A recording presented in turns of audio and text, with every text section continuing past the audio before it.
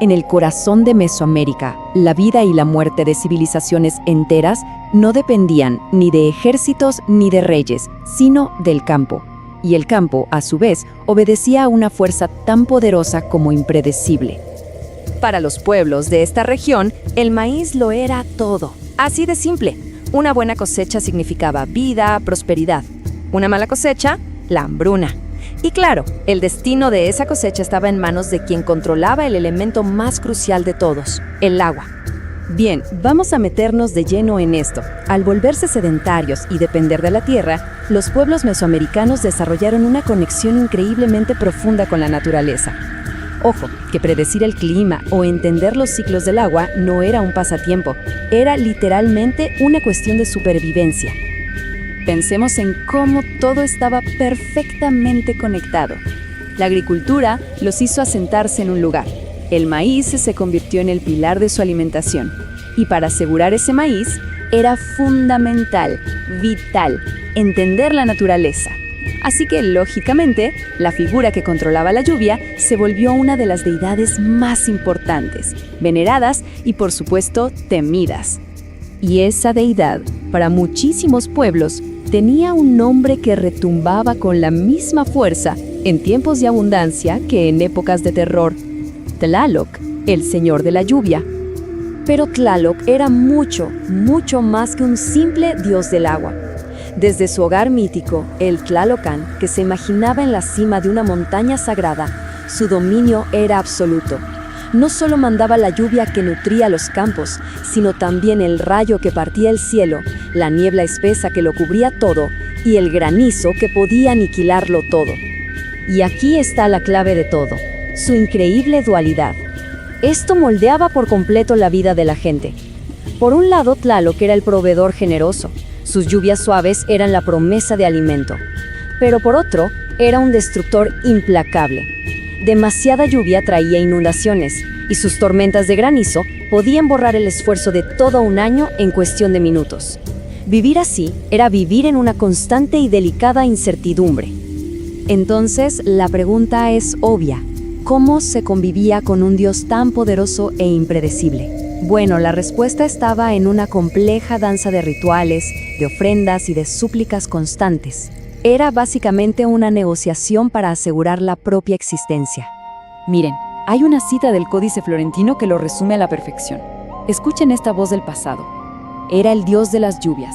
Daba las lluvias para que regasen la tierra. También enviaba el granizo y los relámpagos y rayos y las tempestades. Como ven, esta frase encapsula su inmenso y doble poder.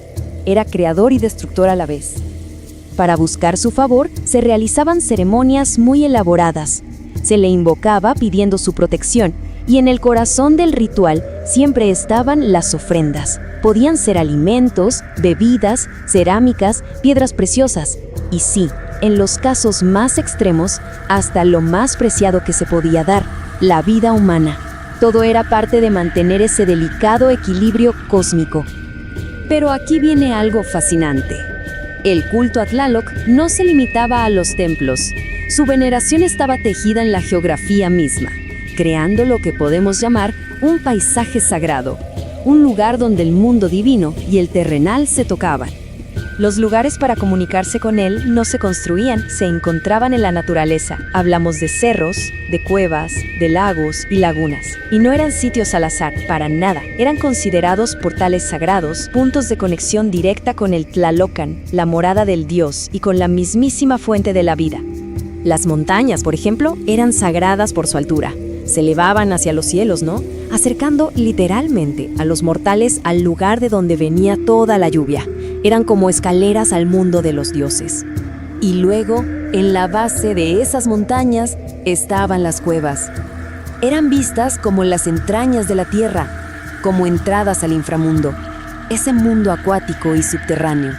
Y lo más importante, de ahí brotaba el agua. Eran, por así decirlo, el útero de la montaña. Y finalmente, los lagos y las lagunas eran la manifestación final del don de Tlaloc. El agua ya no estaba en el cielo, sino aquí, en la tierra, recolectada, tangible, permitiendo que la vida floreciera a su alrededor. Lo más importante que hay que entender es que estos elementos no se veían por separado.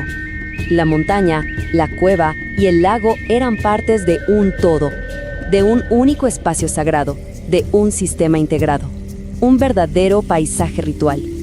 O sea que este paisaje ritual era la unión suprema entre lo espiritual y lo mundano. El lugar donde el cielo y el inframundo se conectaban con la tierra y donde los dioses y los humanos interactuaban cara a cara para asegurar el sustento y el orden del universo. La historia de Tlaloc nos revela una conciencia profundísima sobre la dependencia humana del mundo natural. Y esto nos deja con una reflexión final. Aunque hoy la tecnología a veces nos haga sentir desconectados, ¿qué fuerzas de la naturaleza siguen en realidad moldeando nuestro mundo? La pregunta queda abierta.